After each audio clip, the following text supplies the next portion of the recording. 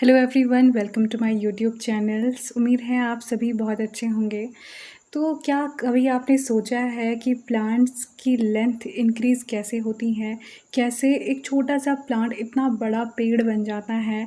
जब किसी भी बड़ी बिल्डिंग को बनाने के लिए एक मास्टर प्लान की ज़रूरत होती है, आर्किटेक्चर, ब्लूप्रिंट की ज़रूरत होती है, ठीक वैसे ही नेचर के पास भी एक लाइफ को डिज़ाइन करने के लिए एक ब्लूप्रिंट होता है, ठीक है? जिस ब्लूप्रिंट को हम कहते हैं टिश्यू। तो आज की इस वीडियो में हम प्लांट टिश्यू के बारे में डिस्कस करेंगे, उनके टाइप्स देखेंगे और उनके फंक्शन के बारे में समझेंगे। सबसे पहले हमें ये जानने की ज़रूरत है कि जो लिविंग ऑर्गेनिज्म होते हैं मेनली दो टाइप के होते हैं। पहला है यूनिसेलुलर और दूसरा है मल्टीसेलुलर। यूनिसेलुलर ऑर्गेनिज्म जो कि सिंगल सेल से मिलकर बने होते हैं और जितने भी उनके फंक्शन होते हैं, मेटाबॉलिक एक्टिविटीज़ होती हैं, वो उसी सेल में होती हैं। जैसे कि इसके एग्जाम्पल हैं अमीबा एंड पैरामीशियम, जिन्हें हम क्या कहते हैं, यूनिसेलुलर ऑर्गेनिज्म।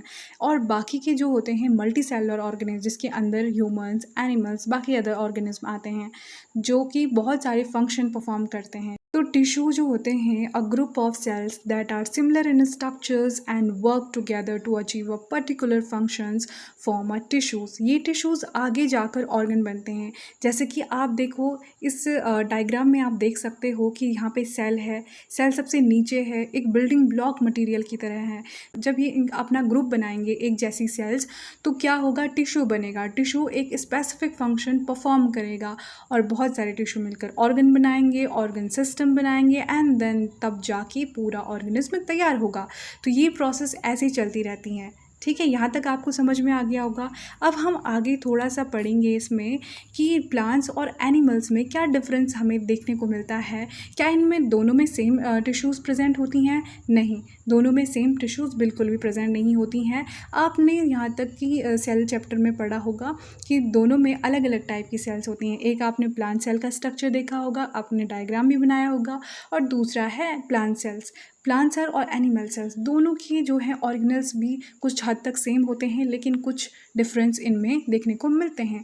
तो ऐसे ही टिश्यूज़ में भी जो है इनके टिश्यूज़ अलग अलग होते हैं। चलिए देखते हैं कि इनमें क्या क्या डिफरेंस होता है। ठीक, देखो प्लांट्स में क्या है, प्लांट्स तो एकदम स्टैटिक पोजीशन में है, फिक्स्ड हैं, स्टेशनरी हैं, कहीं हिल डुल नहीं सकते हैं, मूव नहीं कर सकते हैं। लेकिन एनिमल्स में क्या देखा जाता है, मूवमेंट होता है, वो इधर से उधर जा सकते हैं। तो मोबिलिटी, प्लांट्स फिक्स्ड या स्टेशनरी होते हैं, जबकि एनिमल्स क्या होते हैं, मोबाइल होते हैं, उन्हें चलना फिरना पड़ता है। दूसरा है structural needs. Structural needs, plants को एक जगह खड़े रहने के लिए रिजिड और अपराइट सपोर्ट चाहिए होता है। इसके लिए उन्हें ज़्यादातर टिश्यूज़ क्या होते हैं, डेड टिश्यूज़ होते हैं, जिनके बारे में हम आगे जाकर पढ़ेंगे, जो कि मैकेनिकल स्ट्रेंथ देते हैं। और एनिमल को फ्लेक्सिबिलिटी चाहिए होती है किसी भी काम करने के लिए, उनकी सेल शेप चेंज करके मूवमेंट कर सकते हैं। तीसरा है न्यूट्रिशनल मोड।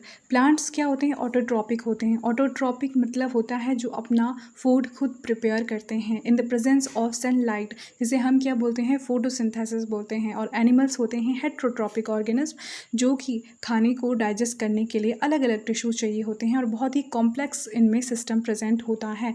और इनका जो ये खुद खाना प्रिपेयर नहीं करते हैं, प्लांट से खाना लेते हैं। चौथा है ग्रोथ पैटर्न। ये पॉइंट बहुत ही इंपॉर्टेंट है एग्ज़ाम के लिए और बाकी अदर एग्ज़ाम के लिए भी। प्लांट्स जो होते हैं ग्रोथ हमेशा लोकलाइज्ड होती हैं, यानी कि कुछ ही स्पेसिफिक डिवाइडिंग रीजन में होती हैं। ठीक है, अभी हम पढ़ेंगे जैसे कि एपिकल, लेटरल और इंटरकैलरी में। पर एनिमल्स में जो ग्रोथ होती है यूनिफॉर्म होती है। ऐसा कोई भी पॉइंट नहीं होता कि कोई एक ही पॉइंट ग्रो कर रहा होगा। पूरे जो है बॉडी में यूनिफॉर्म ग्रोथ होती हैं, एक साथ होती हैं। यहाँ तक समझ में आ गया होगा। अब हम चलते हैं दूसरे पार्ट पे। चलिए अब शुरू करते हैं प्लांट टिश्यू से। तो हम सबसे पहले प्लांट टिश्यू के बारे में डिस्कस करेंगे, उसके बाद एनिमल के बारे में करेंगे। तो प्लांट टिश्यूज़ जो होते हैं मेनली दो टाइप के टिश्यूज़ इसमें प्रेजेंट होते हैं। पहला है मेरिस्टेमेटिक टिश्यूज़ और दूसरा है परमानेंट टिश्यूज़। तो सबसे पहले हम मेरिस्टेमेटिक टिश्यूज़ को देख लेते हैं। मेरिस्टेमेटिक टिश्यूज़ जो होते हैं क्या होते हैं, ये इनमें कंटिन्यूसली जो सेल्स हैं, एक्टिव सेल डिवीज़न इनमें होता रहता है, कि मतलब सेल्स जो है कंटिन्यू डिवाइड होती रहती हैं। तो पोजीशन के बेसिस पे ये तीन तरह के होते हैं। ध्यान से इस डायग्राम को आप देख सकते हो, ये प्लांट का डायग्राम। तो पहला है एपिकल मेरिस्टेम। एपिकल मेरिस्टेम क्या होता है, ये रूट शूट के एकदम टिप्स पे प्रेजेंट होता है। ठीक है, और इसका काम जो है प्लांट की लेंथ को और हाइट को बढ़ाना। अगर प्लांट ग्रो कर रहा होगा और जो टिप पे ये प्रेजेंट होते हैं तो ये लेंथ जो है इंक्रीज होती है। दूसरा है लेटरल मेरिस्टेमेटिक, कैम्बियम इसे कहते हैं। ये जो है कोसेंट्रिक रिंग्स में होता है स्टेम की साइड में, जो कि नीचे पे होता है, बेस साइड पे होता है, और इसका काम है स्टेम की गर्थ को इंक्रीज़ करना, थिकनेस इंक्रीज़ करना, ठीक है। और किसी भी पेड़ के तने की वजह से ये मोटा होता है, मतलब तने को ये मोटा करने का काम करता है, मतलब वुड बनाता है बाद में। Next is intercalary meristem. So it is located on the basis of the internodes. Nodes allow the regrowth, regeneration after the damage and cutting. Example के लिए है ग्रास, जैसे ग्रास की कटिंग होती है तो वो जो है आफ्टर द कटिंग रीजनरेशन उसमें स्टार्ट होने लगता है। तो अब हम ये देख लेते हैं एक एक्सपेरिमेंट जो कि आपकी एनसीईआरटी बुक में भी दे रखा है कि एक ऑनियन है, जो कि आप जो है 2 ऑनियन ले सकते हैं जिनकी रूट टिप को एक्सपेरिमेंट हम यहाँ पे करेंगे कि एपिकल मेरिस्टेम का रोल देखेंगे यहाँ पे। अगर हम 2 जार्स में ऑनियन रखें तो एक की रूट टिप को कट करके तो दूसरी ग्रोथ तो जो है उसकी ग्रोथ रुक जाएगी, ठीक है। अगर हम 2 ऑनियन ले रहे हैं, हम दोनों में जड़ दिख रही है, ठीक है, और एक की जो रूट है, रूट की टिप को अगर हम काट लेंगे, छोटा कर देंगे, तो हफ्ते के बाद अगर हम कुछ 2-4 दिन बाद अगर हम उसमें देखेंगे, ऑब्जर्व करेंगे, तो जिसकी रूट टिप कटी होगी वो ग्रोथ नहीं करेगा। आप जैसे ग्राफ में देख सकते हो ना कि ये ग्राफ कहाँ जा रहा है, पहले नीचे था फिर और ऊपर चला गया, क्योंकि जो इसकी रूट की लेंथ है, हाइट है, इंक्रीज़ हुई है, और जिसमें कटा हुआ था, टिप कटी थी, तो यहाँ पे जो है ग्रोथ पैटर्न क्या है, एकदम सीधी लाइन में दिखा रखा है। तो ये इजी है, इसे आप घर में भी ट्राई कर सकते हो। अब इस स्लाइड में हम बात करेंगे the dermal boundaries showing the epidermis, cuticles and stomata, ठीक है। जब मेरिस्टेमेटिक सेल्स जो होती हैं डिवाइड होना बंद कर देती हैं तो वो एक स्पेसिफिक रोल, स्पेसिफिक स्ट्रक्चर में कन्वर्ट हो जाती हैं, तो उस प्रोसेस को हम कहते हैं डिफरेंशिएशन, ठीक है। ये एक बहुत ही अच्छा टर्म है, एक न्यू टर्म है, तो इसको आपको समझना चाहिए कि जब मेरिस्टेमेटिक एक सिंपल सा काम कर रही हैं, वो ग्रो कर रही हैं, सिर्फ उनका काम क्या है कि डिवीज़न करना और लगातार कंटिन्यूसली डिवाइड करते रहना है सेल्स को और ग्रोथ करना। लेकिन ये ही सेल्स जो होती हैं कुछ टाइम बाद डिफरेंशिएशन के बाद जो हैं क्या हो जाती हैं, मतलब एक स्पेशलाइज स्ट्रक्चर जो है ले लेती हैं और रोल प्ले करती, स्पेसिफिक रोल प्ले करती हैं, और तब बनते हैं परमानेंट टिश्यूज़, ठीक है। ये परमानेंट टिश्यूज़ के बारे में है। पहले हम देख लेते हैं कि आउटर बाउंड्री क्या है, इसमें कौन कौन से जो हैं पार्ट टिश्यूज़ आते हैं। पहला है एपिडर्मिस, ये एक single layer of flatted cells हैं जो कि प्लांट को मैकेनिकल इंजरीज और पैथोजेनिस से बचाती है। एपिडर्मिस आपने देखा होगा लीफ में जो आउटर पोर्शन होता है, लीफ, स्टेम, हर चीज़ में जो है एपिडर्मिस प्रेजेंट होती है प्लांट्स में।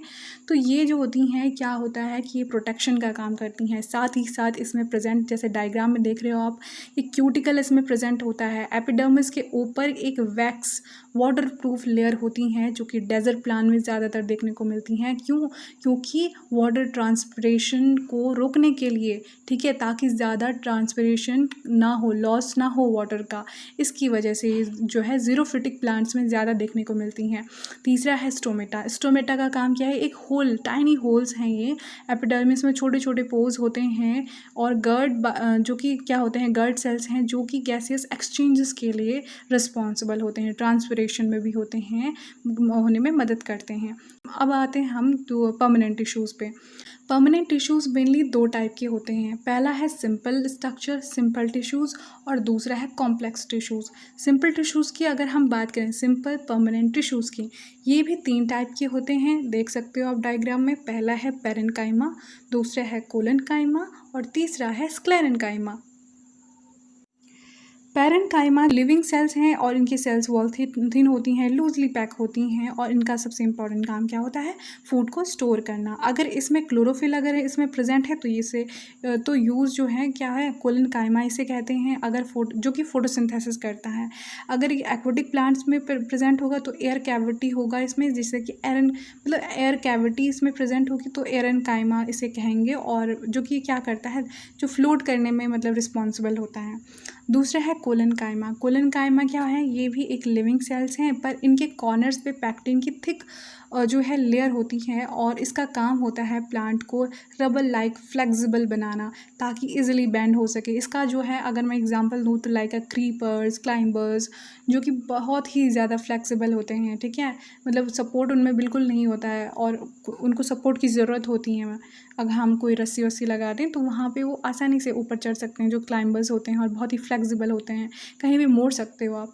तो ये देखने को, अगर जिनमें कोलेनकाइमा ज़्यादा होगा वो ज़्यादा फ्लेक्सिबल होंगे, तो कोलेनकाइमा भी प्रेजेंट होता है। नेक्स्ट आता है sclerenchyma. Sclerenchyma are dead cells which is have the thick cell walls and made of lignin thick wall. So the function was a hard structural armors form of wood structures like a coconut husk and seed coat, जो कि mechanical support provide करते हैं plants को, और एक तरफ से protection का काम करते हैं। और सबसे इम्पॉर्टेंट बात ये है कि स्क्लेरेनकाइमा जो है सेल्स हैं वो डेड सेल्स होती हैं, जो कि रिजिड स्ट्रक्चर प्रोवाइड करते हैं प्लांट्स को। चलिए अब बात करते हैं कॉम्प्लेक्स टिश्यूज़ की। जाइलम है, जाइलम बहुत सारी अलग अलग डिफरेंट टाइप की सेल से मिलकर बने होते हैं, इसलिए इनको कॉम्प्लेक्स परमानेंट टिश्यू कहते हैं। तो दो टाइप की कॉम्प्लेक्स टिश्यूज़ हैं, पहला है जाइलम और दूसरा है फ्लोएम। और इनका बहुत ही इम्पॉर्टेंट रोल है प्लांट्स में ट्रांसपोर्टेशन, क्योंकि ये ट्रांसपोर्टेशन सिस्टम है जो कि किसका ट्रांसपोर्ट करते हैं? वाटर और फूड का। और also they are known as vascular bundle, vascular system भी इसे कहते हैं। दूसरा है पहला है जाइलम की। अगर हम बात करें तो जाइलम जो है, इसका काम क्या होता है? रूट से वाटर और मिनरल्स को अपर लीव तक पहुंचाने का काम होता है। यूनी डायरेक्शनल होता है और सिर्फ ऊपर की तरफ होता है। इसमें मेनली डेड ट्यूब्स होते हैं, ट्रैकेट्स और वेसल, जो कि स्ट्रक्चरल स्ट्रेंथ भी देते हैं। दूसरा है फ्लोएम। फ्लोएम का काम क्या होता है कि लीव्स में जो खाना बन रहा है ड्यूरिंग द फोटोसिंथेसिस, उसको पूरी बॉडी पार्ट्स में पहुंचाना होता है, जो कि फ्लोएम के थ्रू होगा। ये बाई डायरेक्शनल होता है, ऊपर से नीचे दोनों तरफ हो सकता है। इसमें लिविंग सेल्स होती हैं, सेव ट्यूब, और उनका जो है ख्याल रखने वाला कंपेनियन सेल्स भी होता है, ठीक है। तो आई होप आपको यहाँ तक समझ में आ गया होगा कि जो कॉम्प्लेक्स टिश्यूज़ के बारे में। तो आज हमने, चलिए एक बार रिवाइज़ कर लेते हैं कि आज हमने क्या क्या पढ़ा। तो सबसे पहले हमने पढ़ा कि प्लांट टिश्यूज़ के बारे में। टिश्यूज़ जो होते हैं दो टाइप के होते हैं, मेरिस्टेमेटिक टिश्यूज़ होती हैं, दूसरा है परमानेंट टिश्यूज़ होती हैं। परमानेंट टिश्यूज़ के अंदर दो टाइप के टिश्यू हैं, सिंपल और कॉम्प्लेक्स। सिंपल के अंदर तीन आते हैं, पेरेन्काइमा और कोलेनकाइमा, जो कि लिविंग सेल से मिलकर बने होते हैं, और स्क्लेरेनकाइमा टिश्यूज़, जो कि डेड सेल से मिलकर बना होता है। दूसरा है कॉम्प्लेक्स टिश्यूज़। कॉम्प्लेक्स टिश्यूज़ के अंदर दो टिश्यूज़ होते हैं, जाइलम और फ्लोएम। जाइलम का काम होता है वाटर मिनरल को ट्रांसपोर्ट करना, और फ्लोएम का काम होता है फूड ट्रांसपोर्ट करना। तो उम्मीद है आप सबको ये वीडियो अच्छी लगी होगी, और आपको अगर कोई भी हेल्प मिली है इस वीडियो से, कोई भी मदद मिली हो, तो आप प्लीज़ कमेंट ज़रूर कीजिएगा और लाइक शेयर सब्सक्राइब ज़रूर कीजिएगा।